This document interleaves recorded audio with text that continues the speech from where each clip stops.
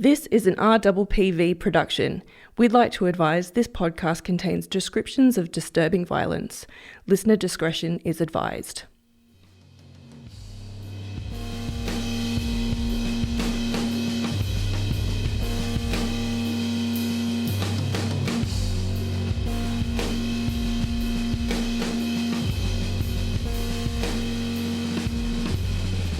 Hi guys, welcome back to I Think My Fridge is Haunted. Hi, I'm Gemma. And I'm Esther. Hi, how are you? Hi girl, how you doing this week? It's been a whole week. It's been a whole week of rain and crime and cats and Ivan Milat on his deathbed. Oh yeah, Ivan Milat. Now, I mean, by the time this goes to air, he's probably be dead. Look, yeah, he's in high security now. They're counting down the days / hours. And have you seen recent photos of him? He is literally a skeleton. I saw that one picture of him where he's in the wheelchair. Yeah. And he looked pretty thin. He looks like a skull. Yeah. Crazy. And they gave him like 3 months to live back in March or something. Yeah. You know what? The stubborn people always last the longest. I know. And he'll never own up. No. Never. No. Nah, never going to happen. So, you know what? It's sad. And I still think there are plenty of bodies out there done by him, but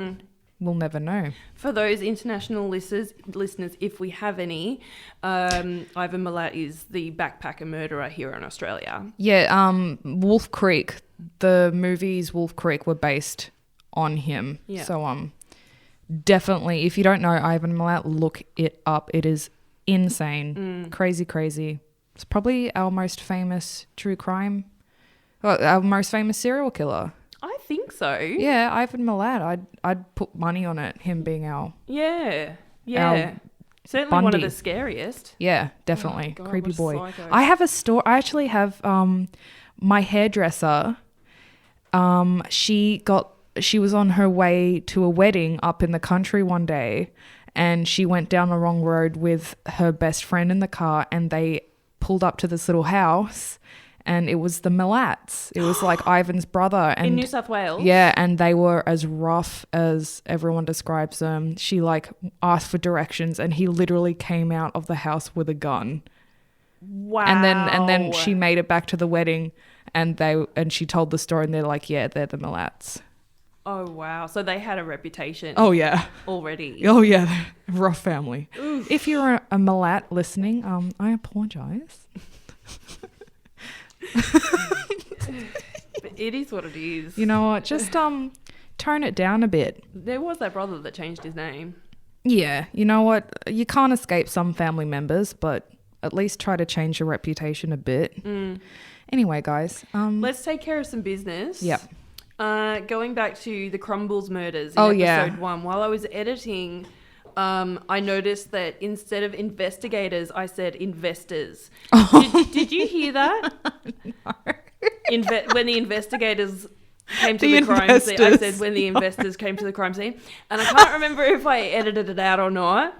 Because I just thought to myself, I said people can't offend themselves instead of defend themselves. Oh, did you? That's somewhere in there, so...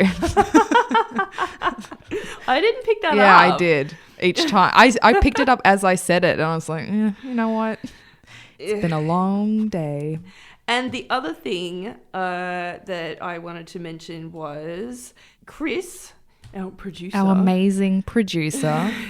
has found out soda fountains. So... Our friend Patrick from episode 1 sold the soda fountains, and we were like, well, are they like, what do you call them? The modern ones? Soda streams. Yeah. Well, so it turns out that they were invented in 1832, but they didn't take off until the late 19th century. And so you could go to like a bar, I think you called it a malt bar. Oh, that sounds yummy. A malt shop, and you could get like a soda or yum, something fizzy, No, so IBS sufferers back then would be at ease a little bit, I guess. Is that good for IBS? Yeah, I have it. Oh, really? I'm drinking soda water right now. I thought because of the bubbles that would exacerbate Apparently things. It helps. Maybe that's why I'm in pain all the time. Maybe it doesn't help. I don't know. All right. Anyway. Do you have a fact from the freezer? I do have a fact from the freezer. Awesome. Let me just find my fact. Okay, fact from the freezer is... Oh, should I do my serial killer fact or my spooky ghost fact? Well, I have a serial killer fact and I have a weird science fact. Okay. So go with a ghost fact. Ghost fact. This one's random. My fact is Lady Gaga is afraid of ghosts. Specifically, a ghost named Ryan that's apparently haunting her, and she ended up spending $50,000 on an electromagnetic field meter designed to detect when poltergeists are around. You don't need to spend Isn't that $50,000. I mean, seriously. I mean, if you're Gaga, I would. But it would be more to like summon the ghosts. It wouldn't be to repel them or like I'd Hang on, so it picks up on them and it repels them. No, it picks up on when there's a poltergeist around. So what, she can run? Probably, yeah, I think she's super paranoid about Ryan the ghost. Wouldn't it be cheaper to get an exorcism? And is Ryan a modern name? Well, yeah, I mean, people die all the time. I mean... Yeah, I just don't think it's an old spooky ghost name. So if he's a modern ghost, she could probably just have a little chat with him. He's probably just a fan. But then if you're like a superstar like she would be, I would be kind of freaked out by fan ghosts. Because they're the creepy ones. It's the rules of ghosts, isn't it? Oh, It's yeah, we have to come back to ghost rules. We're always talking about what are the ghost rules. We still don't know. Guys, if you're a ghost out there, send us an email and tell us some of the rules that you have to abide by. Can you stalk Lady Gaga when you die? Yeah. Can you stalk? I guess, yeah. Because a lot of ghosts don't they follow their loves? Yes. Their lost loves? That you're technically a fan of the person you love, so that just falls under the umbrella. I'm stumped. Okay, well, Lady Gaga, if you're listening to us, send us an email. Yeah, thanks, Gaga. Cheers. Okay. Is it your turn or my turn for fact? Do you want to give a fact or am I going straight into my story? I think I was going to go, okay, wasn't I? Do your fact. No, I'm going to do my fact at halftime. Okay, do your story. I'm going to do my story. Here we go. Oh, this is the wrong story. Hang on, let me find my story. So last week when we were talking about Mary Vincent, I said that next week I'm going to be doing a super violent one. Yep. And it's not a fun one. Yep. It's not a funny one. It's not an enjoyable one. It's actually quite a disturbing one. So definitely a trigger warning. Yes. Violent assault and rape. Jesus. Great. All right. Buckle yourselves in. Definitely buckle yourselves in and, you know. And don't listen to this around like your family at dinner time. You know what? It's not kid friendly. If you're not wearing a shirt, put one on because it's not that sort of vibe, you know. If you're feeling sexy, stay away from the sexiness because this is not a sexy story. No. Just don't listen to this at work. Put your headphones in. Put your headphones in. Definitely put your headphones in. Okay, go. Okay, so today I am doing the amazing story of Alison Botha. I haven't heard of this one. Okay, I'm excited. Is that the right word? No. I'm nervous. Yeah. It's not a nice story. Okay, let's do this. So to begin with, I'd like to give a warning that this case does involve some extremely violent details, and I'd be very surprised if this case did not shock you. However, I feel like it is a case that needs to be heard. Yep. Like majority of survival stories. Is it a survival story? Well, we'll see. Oh, God. Okay. So, to start on a serious note, we live in a time where violence against women is such a big issue, especially where we live in Australia. Yes. We hear so much about women being attacked in parks, attacked in the home, in the workplace. Yep. This story is very much part of that conversation. Okay. Even though it doesn't take place in Australia, this crime actually takes place in South Africa in 1994. So Alison Botha at the time is a 27-year-old woman working as an insurance broker in Port Elizabeth. She had spent the day with a group of friends at the beach, and apparently they had a really fun day. Afterwards, they went on back to Alison's apartment and they had pizza and they hung out there. At around 1 a.m., Alison drives her friend Kim home. But when she got back, she realised someone else was parked in her usual car parking space near her apartment. Okay, spooky. So she had to park a little bit further away than she normally would. She finds a park, but it's next to a tree that blocks out the street light and it's pretty dark. She parks there and she's reaching over to grab some laundry off the passenger seat to take with her up to her apartment. And as she's doing this, her car door is suddenly pulled open. And standing there is a tall, young guy with blonde hair, and he's holding a knife. Okay. And he says, "Move over or I'll kill you." What a piece of shit. So at this point, how would you feel? Just sick. It's hard to say, isn't it? Like, you know, it's hard to say. Yeah, it's like fight or flight, but Exactly. if you caught so off guard, I don't know, that's such a scary scenario. And I always lock my doors when I'm driving. Always, yeah. But she's parked. She's She's- about to go into a yeah. house. So you have to unlock your doors when Yeah, you're about she's to do literally that. about to hop out of her car. So there's nothing she could have done in No. this situation. So she moves over in the car seat and he gets into the driver's side seat. He tells her his name is Clinton and that he doesn't want to hurt her. He just wants to use her car for an hour. She tells him he can take the car and leave her behind, but he doesn't. Instead, he tells her he's looking for someone because there's something he needs to do, and he drives into one of the high streets in Port Elizabeth and eventually spots this guy who he tells to get in the car. So is this guy a stranger? The next person he abducts? He's not abducting him. He's picking up a friend or an acquaintance. God, okay, I see where this is going. Horrible. Yeah. So he calls this guy that's just got into the car Tiens. And he introduces him to Alison, saying that she is their new friend. Yuck. I know, yuck. Oh my God, okay. They drive out to the outskirts of Port Elizabeth and there's no one around whatsoever. And this is where the story just gets so shocking and so horrific. So they're in this desolate area and it's like a nature reserve near the beach. She says that they drove past the last street lights. Yeah.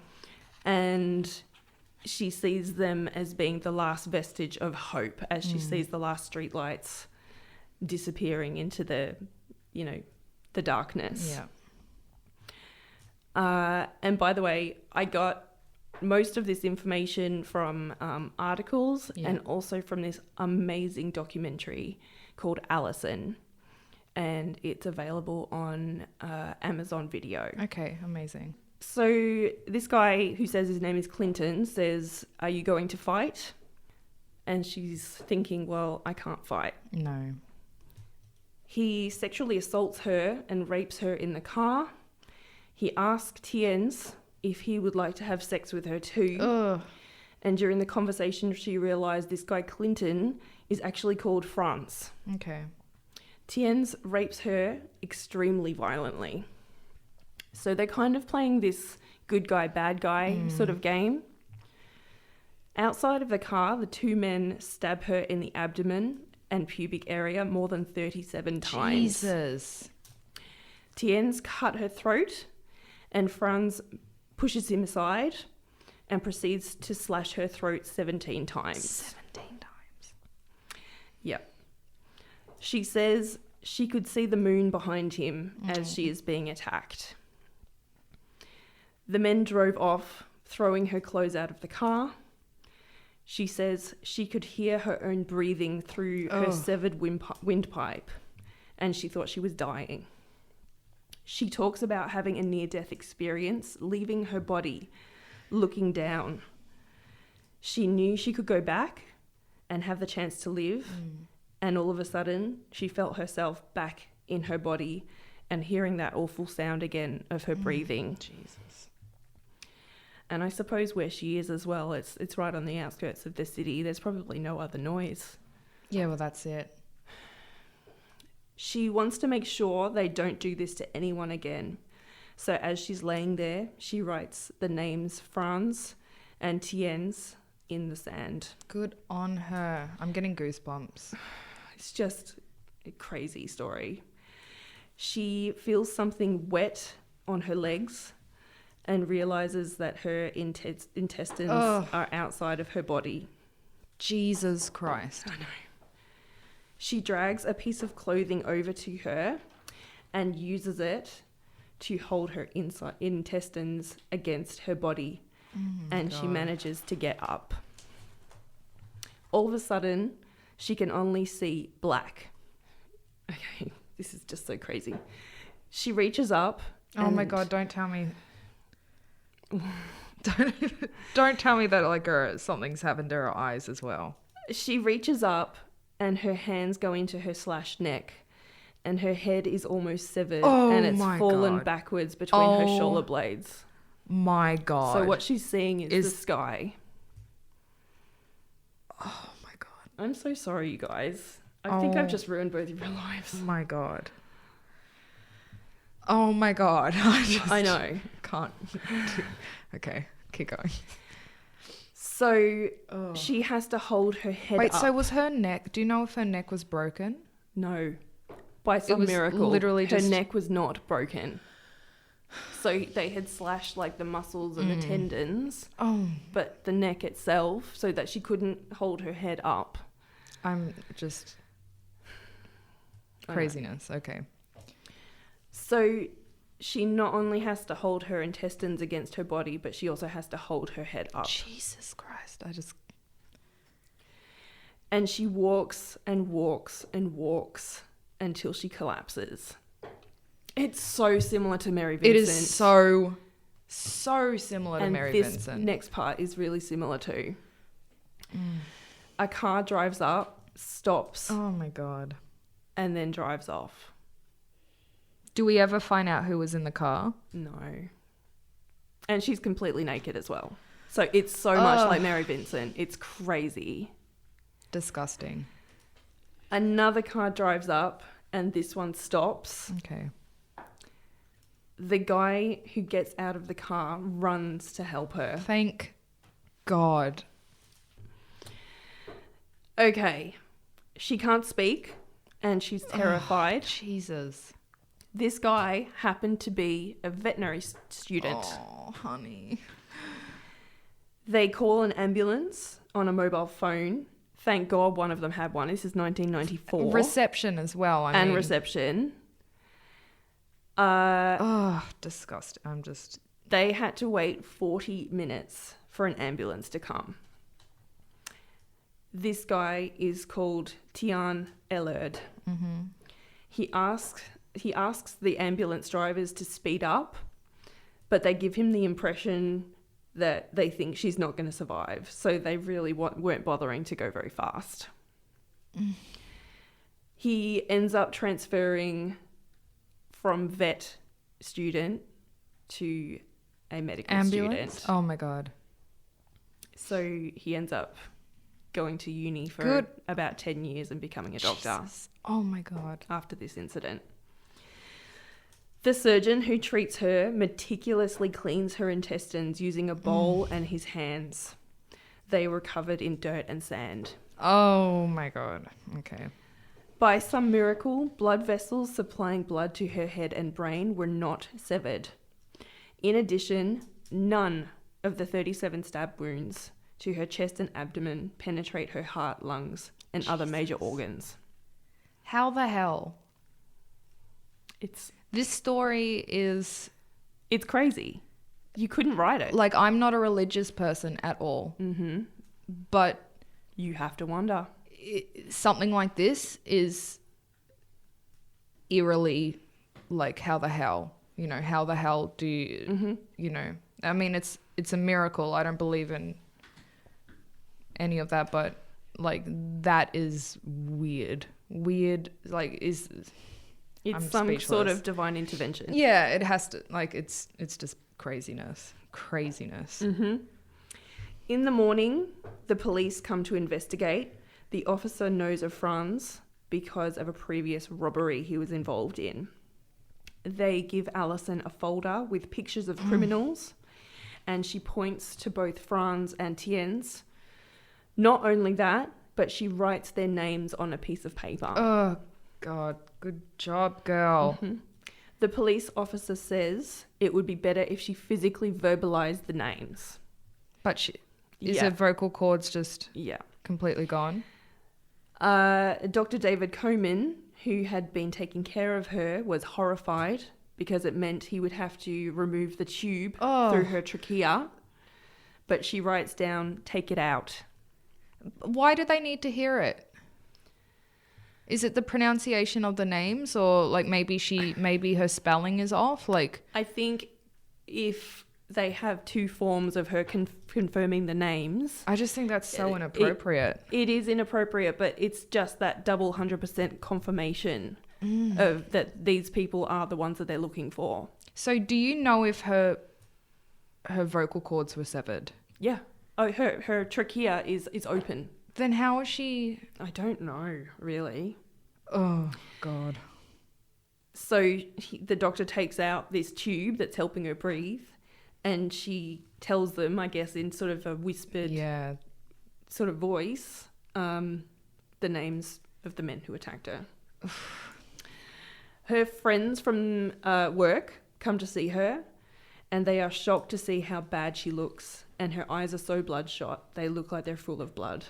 She says to them not to worry, she hadn't even broken a nail. Honey. Even though all of her nails were broken. Oh, girl. Franz and Tienz are arrested, and when Franz is told he's being arrested for attempted murder, he asks why attempted, and he's told Alison survived the attack. Oh, my God. I bet he went white. I bet. It's Emily Kay opening her eyes on the fire. It is. Isn't Man, it? that's like, that is It's a Mary, mic drop. it's Like, Mary yeah, there you go. It's Mary pointing with her hooked prosthetic hooked hand Yeah. at the perpetrator who cut her arms off. This is just goosebumps the whole time. When he finds out that she's alive, he removes a ring from his finger. What? And gives it to the police officer and says this is hers. The police Piece officer, of shit. I know. The police officer notices there's still blood on the ring. After 5 months, Alison has to relive the ordeal again when the court case is being prepared. She talks about being so scared, identifying the perpetrators through a one-way glass. Yep. Judge Jansen remembers Franz declaring he was a Satanist with demons in his body. Oh, what a loser. Which the judge believed was doubtful.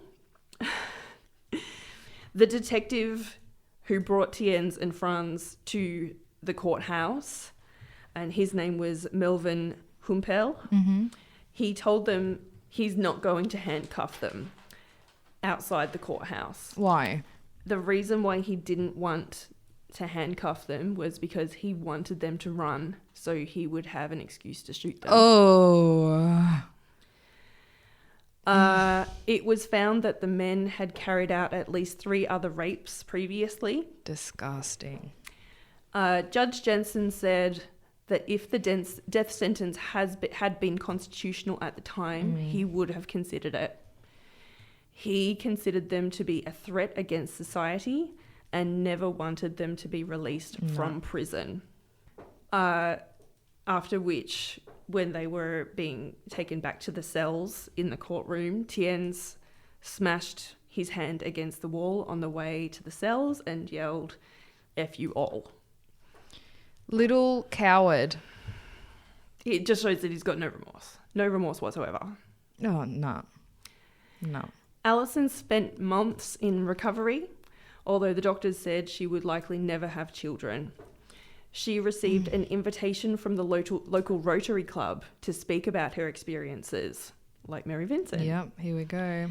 And she began doing them all over the world, in fact, to larger audiences after that. She says she is not extraordinary. There are no extraordinary people. There's only ordinary people that do extraordinary things. I swear I've heard that before. I think I have too. Yeah. In 2015, Alison was informed that her attackers may be given the possibility of parole. Of course. Which terrifies her. Ugh, can you imagine them? And the sentences that they were given, so Franz Dutoit, 3 life terms, no parole. Mm-hmm. Tienz Kruger, 1 life term plus 25 years, no parole. Okay, so why are they being considered? I don't know. It was specifically told that they should never be released. So Franz, you're not going to believe this. Great. Oh, and also Franz's father committed suicide 2 years after the crime due to the guilt of what his son had done. This is so, it's so upsetting when family members wear that guilt. Experience that guilt. Yeah, like, especially when the perpetrator has no remorse. Yeah. Like a lot of people would be like, good. But no, it's not. It's yeah, exactly. They're victims as well. Mm-hmm. Yeah, so that's really sad. I hope.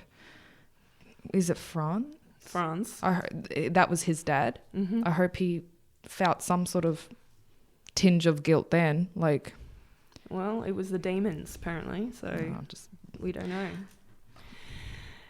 I'm willing to guess no guilt because of what you're about to hear. Here we go. Franz wanted to give an interview for this documentary that I watched. Okay. Called Alison. In return for a letter of forgiveness. Wait, what? Signed by Alison. God, he's a pig. Mm-hmm. Plus a percentage of profits from book sales and public speaking engagements. No, I hate him so much. Backdated. Oh, I hate him so much. What does he look like so I can like visually kill him in my head? Blonde. I'll put pictures up on the Instagram page. Yeah. The filmmakers declined. Good. But apparently he said that he was responsible for Alison receiving all of this success. Oh, well. So he should share in it. My God. Okay. Also, apparently he currently has a fiancée in the US. No, okay, that doesn't surprise me. And has full use of the internet.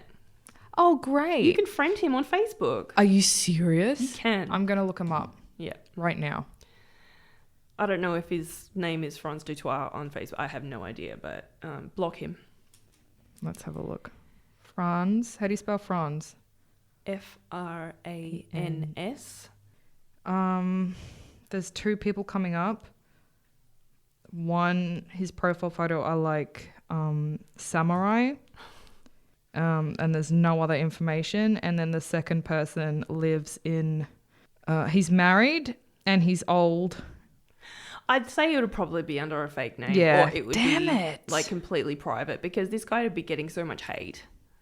Oh, no, but I reckon he'd get off on it a little bit. Yeah, probably. Anyway, we have a happy ending of sorts. Alison gave birth to 2 sons. Oh, my God. I know. And the assisting doctor at her second birth was... Oh, no. Tierne Ellert, the vet student who had helped her on the night she was attacked. God, I'd name my kid after him. Maybe she did. I don't know. Oh. Isn't that nice? What happened to Dickhead and Dickhead? Well, I think they're still in prison. Oh, that's right. He's on Facebook. Okay. Well, I mean, he'd be on Facebook whether he's in prison or not. Or him being dead. Let's hope he's having a tough time. I hope he's having a tough time. And that was heavy. The story of Alison Botha. That was one of the heaviest stories. Of the 5 we've done. Oh, no. As in of anything I've heard. I know. It's horrible. There's something about... It's a horrible story. The heads being almost decapitated that really messes me up. Like, she's amazing. That is just uber disturbing. Oh my God, girl. Okay. Well, that made me feel sick. And I'm going to Google her after and have a look at... She's rad. She's rad. And we should find out if she is ever going to come to Australia.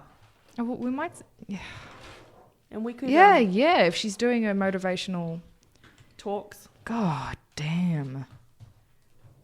She's amazing. Yeah, I'm feeling a lot of mixed things right now. I know it's a hard one to get over. So I think we should probably try to lighten the air a little bit. How do you feel about that? Yes, please. Oh my God.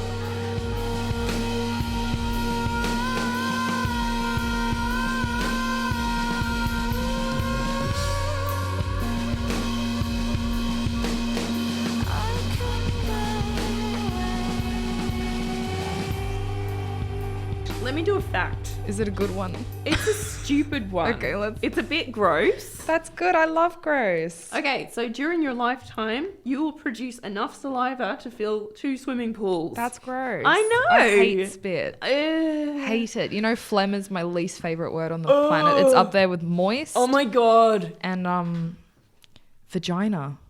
Okay. It's just not a good one. It's not a good word. Yeah, phlegm's not good. And it's even spelt like in a really You have to use unattractive phlegm way. to say it. Yeah. It's just gross. Anyway, but I thought I'd Well, that's a good one. give you that. That's a good one. I still feel sick, but I'm in a different way. I'm feeling all sorts of sick right now. I've just ruined everyone's day today. I really have. Okay. Oh, I'm not going to be able to look at anyone's head for a while. No blonde men. I'm going to delete my Facebook account. Yeah. Yeah. Oh, it's just a rich tapestry of horribleness. Yeah. Disgusting. The horror. Okay, guys. Well, my story is super random. It's a little bit all over the place because this is a really hard, top secret topic to actually research. I can't wait.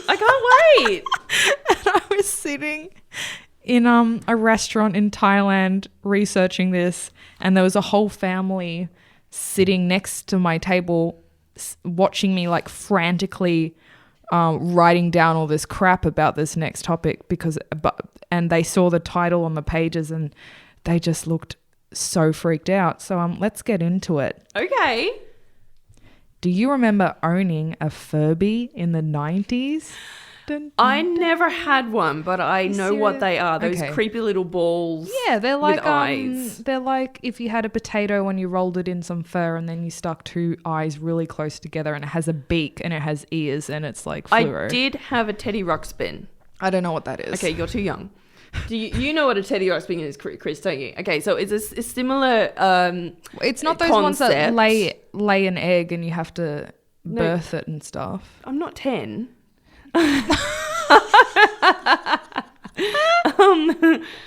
Hatchimals, you mean?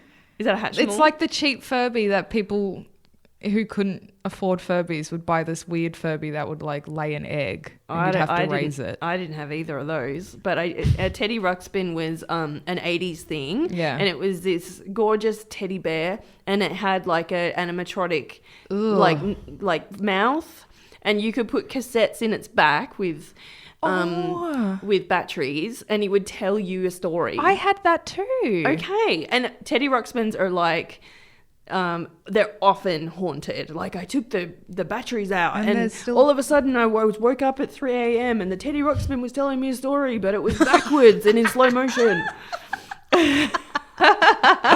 Oh, I love it. Yeah.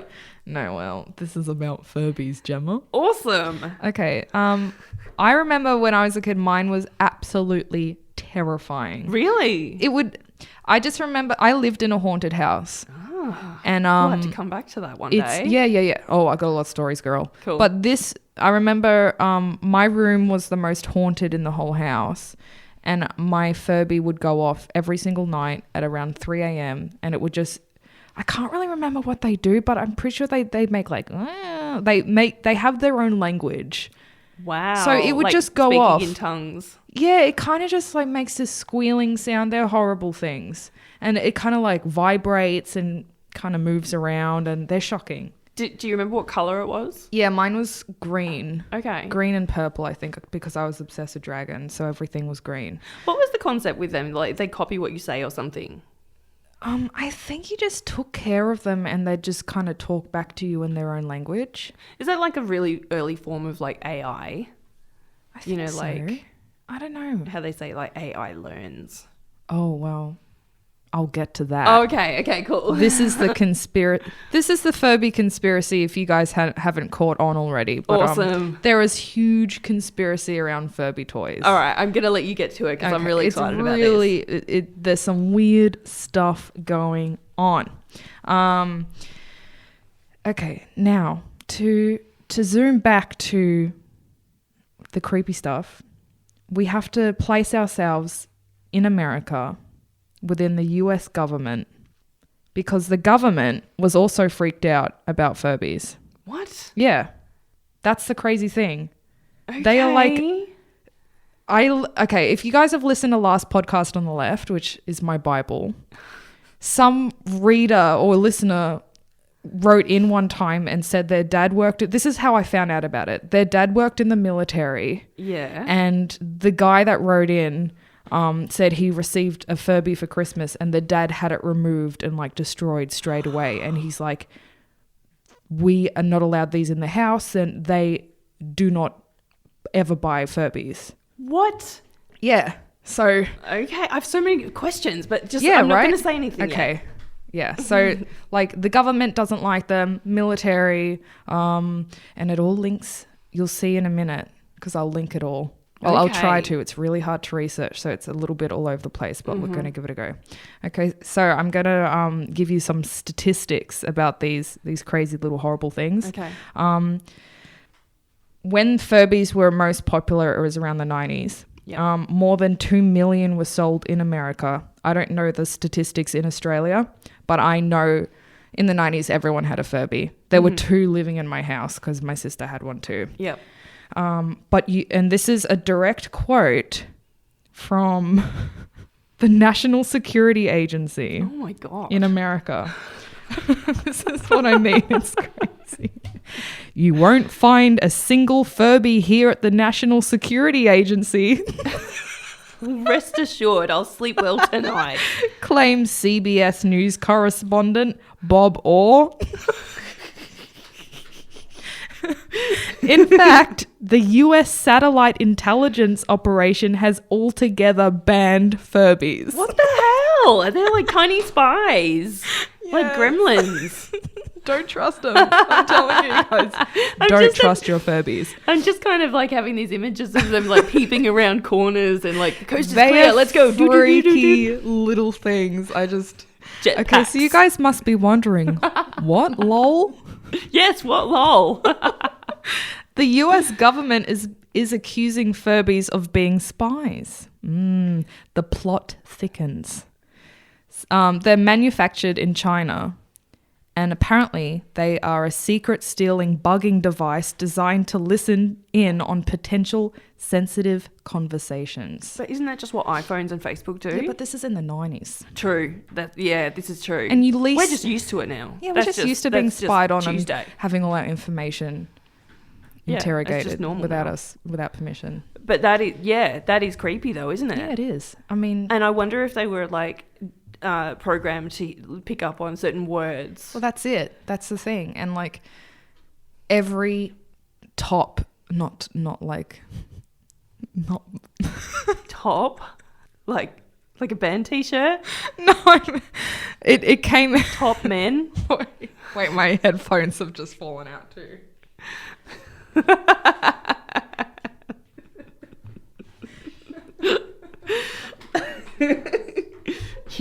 So, I mean, picture a big head honcho in some sort of military organization. Yep. Gifting his kid in the 90s a Furby. Leaving it like under the Christmas tree while like the wife and the husband are having a conversation in the living room. Yeah. And just kind of panning in on the gift, and it just like is it slightly vibrating, calculating, like recording everything and sending it to China, the mainframe. Yeah, that's it. You wouldn't suspect the Furby. It's just so innocent looking, and I mean that sarcastically. I know, because they're creepy little things. They're horrible. So the NSA was said to remind their employees, and this is legit, within the National Security Agency that personal audio equipment is strictly forbidden. Quote, this includes toys such as Furbies with built-in recorders that repeat the audio. Now, I never remember my Furby actually copying what I said. Okay, I thought that it was kind of one of the things that they were supposed to do. But I never had one, so I don't know. I never remember it copying me. I just remember it kind of going, it literally the only sound I remember it making, and I'm going to try to do it, so yeah, judge away, guys, because I'll be judging myself. But it kind of would sit there and then it would go, and then it would vibrate and kind of like shake back and forth. Oh my God. Yeah. Like it was possessed. Yes. Yeah. Yeah. But they're shocking. They're creepy. Don't trust them. Anyway. Okay, guys. So you may be wondering, I don't remember my Furby actually copying me, like I just said. But Furby, this is another quote. Furby has absolutely no ability to do any recording whatsoever. It just repeats pre-recorded lines, which I remember it doing. And that was said by Roger Schiffman, owner of the company that makes Furbies called Tiger Electronics. So this guy's now trying to defend the Furby. Right. Yeah. Because it's becoming like quite the conspiracy. This is up there with Jean-Benet Ramsey and 9/11. I mean, it's not like you can send 2 million Furbies to Guantanamo Bay, is it? Oh, can you imagine? Damn, that would be funny. 2 million tiny cells. Imagine just an army. And they're like sad and smoking and... Oh, yeah. They're having to like leave their loved ones at the airport. Writing letters. Leaving their pregnant Furby ladies behind and like having to deal with PTSD afterwards. Yeah. Having like a whole heap of like Furby therapists and like... It's like that $3 hat. What? Oh. That got stolen. He's still in therapy. I wonder where that hat is now. The one that Lawrence Singleton stole. I hope he's okay. I wonder if that's become like an infamous hat, like if he had to return it. That'd be really interesting to know what happened to that hat. I don't know. It's probably like in some evidence file somewhere. True. Once again, we've got Schiffman saying, we know that Furby has artificial intelligence. We're just not sure what kind of intelligence the National Security Agency is working with now. Interesting. Okay. So with all this said, don't let Schiffman fool you guys. That's not to say Furbies don't present some threat. The FAA has altogether banned Furbies. So the FAA is the flight board or something in America. I couldn't actually find what it stood for. What, like aviation board? Yeah. What, so you can't take one on a plane? You cannot take a Furby on a flight. What the hell? Yeah. And if you do, they have to have like the batteries or something taken out. Even to this day? I don't know about, have you seen a Furby in years? I haven't seen a Furby in years. They've all gone. Yeah, you can't even see them in like op shops. You cannot buy them again. So maybe that's part of the conspiracy. Where have all the Furbies gone? Eradicated. That's the thing. Now this is where the cray stuff starts to happen, even though it's already pretty crazy. I think we've had enough crazy for this episode, but I'm ready. Let's do it. Rumours started circulating that Furbies were being developed to begin driving cars by the year 2000. Oh my God, that's just such a cute image though, isn't it? That is hilarious. I think it's terrifying. My waxist was telling me today... She was in Tokyo recently, like a couple of weeks ago, and she did this thing with her husband or her boyfriend, and they did this thing called Mario Kart. Where you put you on around. You dress up as Mario, like in a full body costume, Tokyo, and you just drive around in a cart around the streets. It's $70. Have you done it? I wanted to do it, but my husband doesn't have a license, so we couldn't. But yeah, it's $70. You put on a costume. You get a go-kart, and I think it's like 2 hours of just driving around either Shibuya. Go really fast. Yeah. it's crazy. But that's what I'm kind of envisioning, kind of that kind of level of ridiculousness with like a little Furby driving like a little do you car. think it would be driving a little? See, I picture Or it in is like it- a is it Toyota like- Yaris. You know, like in Toy Story where like all the little aliens, they all kind of band together to drive the car. or would it be Like 10 of them would be like a leg. 5 Furbies standing on top of each other's shoulders to make Exactly. a normal sized man? Yeah. And they just put a hat on and it looks normal. Yeah, well, I guess it would look completely normal, wouldn't it, Gemma? Has anyone seen a Furby drive a car? Look, there's some people that look a lot like Furbies that have their license just because I don't know how the hell they have their license. So there's a lot of questions that need answering. Just keep But going. I mean, it's 2019, so we're 19 years late and I haven't seen a Furby driving a car, so... Thank God. Well, I don't know, girl. As well as, okay, here's another one. Furbies were also said to be developing technology to launch their own space shuttle.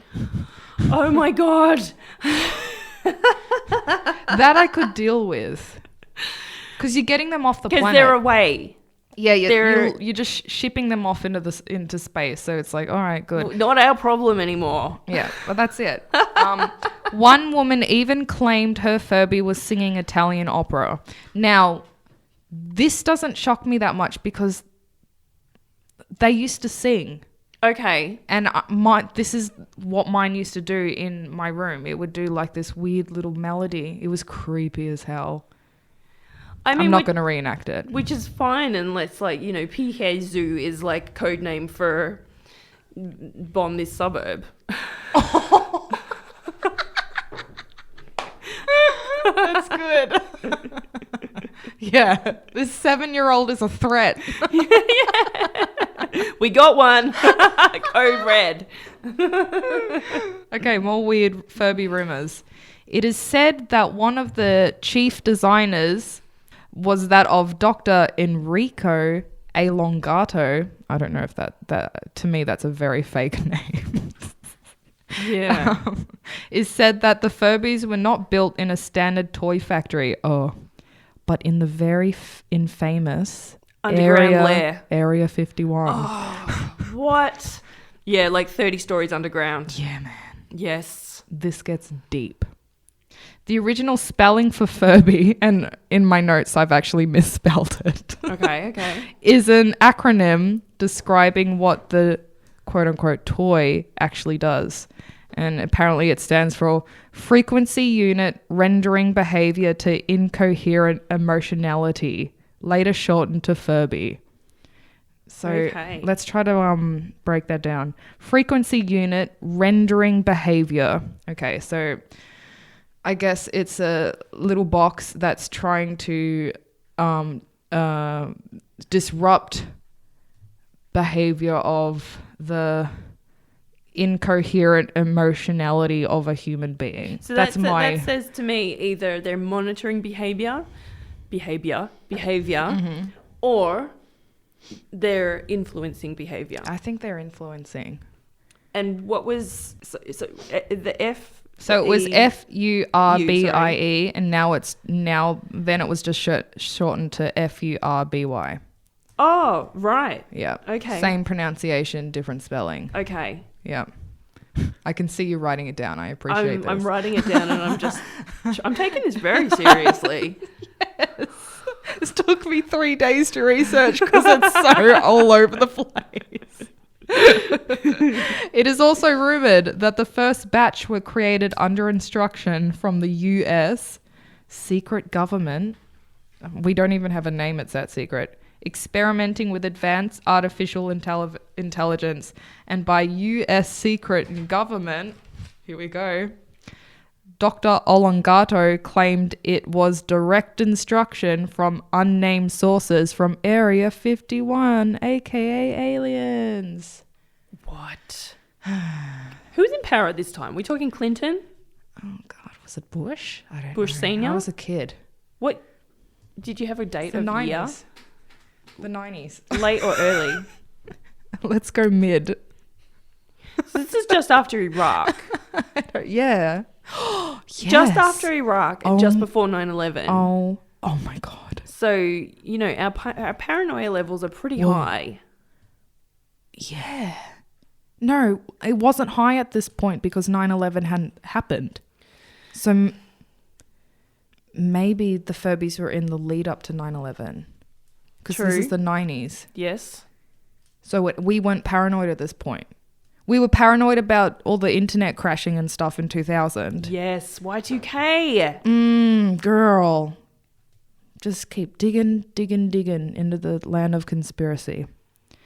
So basically the recording devices that are said to be inside the Furbies have been programmed to transmit information from their owners' homes to a monitoring center in Area 51. Dun, dun, dun. That's nuts.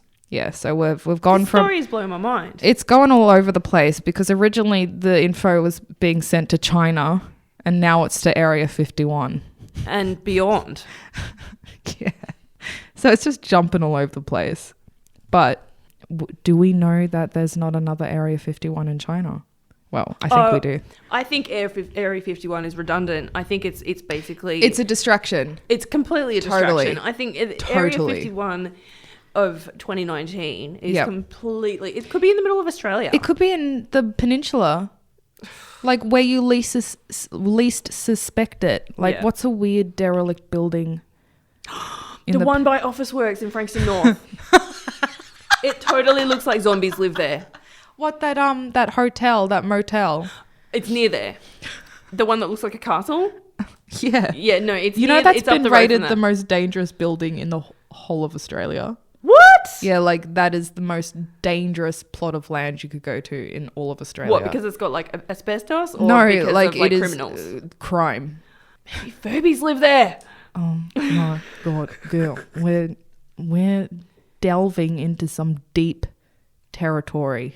This is dangerous. Really dangerous. We're probably going to have the Men in Black rock up in a few minutes. This reminds me of that podcast you were telling me about. What's his name? That Admiral Darkface or something. Golden Face. Golden Face. I think it's Golden Face. Or is that Jim Halpert's character from The Office? Look, either way, there's a podcast out there, and he's an ex-military dude. He goes by, I think it's Golden Face, but he was talking about some really creepy topics that like was super secret, and then he just disappeared. Like and he only did like 5 episodes or something. 5 episodes, and they were scary topics. Yeah. Really creepy. I wonder if he knew about the Furbies. I reckon. And well, you know what? If I disappear, then that's fine because I'm broke and like. Why is that fine? Well, I won't have to worry about money. Yeah, but where will you go? Oh, I don't know. It could be nicer than like. It could be Guantanamo Bay with 2 million Furbies. It could be Area 51 and I finally get to meet an alien. I don't think that's where you go when you get kidnapped. Could just be to Officeworks in Frankston. Another programming feature that might relate to all of you ex-Furby owners is the UFES, which stands for Ultrasonic Frequency Emission System. UFES. UFES. Doesn't ring any bells? No, it didn't for me either. Well, according to my source, which is Spaceport 666. Oh my God. They must know everything. It sounds pretty reliable to me. Several times during the night, some Furbies are designed to disperse a UHF. Oh, that's a totally different acronym to what I just said. Yeah, you said UFES. Disperse a UFES signal which can penetrate walls and be heard, that's in quotation marks, by the owner at a subconscious level. Okay, what? Okay, so this means that at the dead of night, the Furby puts out a signal that can only be heard by its owner through a subconscious level. And what does it say? Like, buy Coca-Cola? No, I think it's like, kill your father. Oh. Stuff like that. Just your one run-of-the-mill, like, bad influencer God. sort of messages. And was there any evidence of anyone actually following these subliminal messages? No. Okay, so it's just a thought. It's just according to Spaceport 666, this is just one of the features of the Furby. Okay. All right. And some of the messages that this Furby would disperse is said to have been stuff like, kill your family. Okay, so these little messages that the Furbies are putting out, this is said to program the owner such that he or she or them can be better desensitized to alien presence. So I think it's like pumping out like high frequency waves or something to prepare humankind for when the aliens rock up. You know what I'm getting at? So it's giving you like small doses of how it's going to feel, so that when it actually happens, yes, you're somewhat ready for it. So like if you're laying in bed and the Furby starts going off and your hair starts to prick or like your nipples get a little bit hard or something, it's preparing you for when the aliens rock up. Right. Okay. Yeah, cool. Okay. Yeah, so that reminds me, that sends me PTSD of when my Furbies used to wake me up in the night singing. But I never remember my nipples getting hard.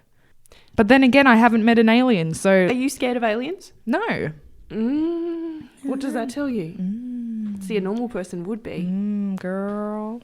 There was also a rumor that there were a batch of Furbies designed for violent acts that used the UFES to instigate violent behavior in the owners. Now, all I could link this to was my parents' divorce around that time. Okay. But that doesn't account for anything. They just didn't get along. I don't blame the Furbies for that. And I don't blame furries for that either if there's any furries listening to us. What, those people that dress up in like wolf costumes? Yes.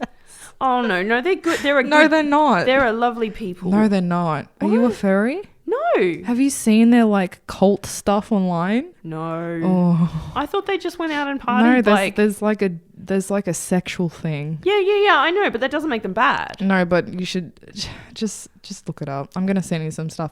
I'll post some furry stuff. All right. I'm not kink shaming, but I don't like furries. I'm sorry. All right. Or Furbies. My Furby just used to creep me out, so I don't blame that for the divorce though. So believe what you want to believe, but if you have any Furby stories, please send us an email. Absolutely. I would love to hear some Furby stories. I would love to hear that too. And back me up on this crazy conspiracy. And I hope this has kind of blotted out the nightmare that was Gemma's story, because... Yes. Shall we call this episode, I Think My Furby is Haunted? Ooh, yes. I like it. It's a good one. Oh my God. Okay, deep breaths, everyone. It's over. That was nuts. Yeah, so I hope everyone stayed and dealt with that. Yeah, I hope so too. But tune in, guys, for all our episodes. You can find us on the website that is rppv.com.au. Yes. I'm not good at technology. You can find us on our Instagram page, which is the same title as our show. Same with Facebook. Send us an email. That is at... we don't really have a proper email yet. So maybe just send us a message on our We Facebook probably page. know you guys. It's probably like, hey, Mom, I know you're probably listening. Yeah, exactly. It's going to be like sorry about the divorce. My friend Jill already sent me a story about her haunted house. Oh, sick. Okay. I should say that. Read that out in the next one. Cool. That'd be great. Yeah. Let's do it. Cool. All right, guys. Tune in next week and we'll see you in the fridge. Bye. See you in the fridge. I love it.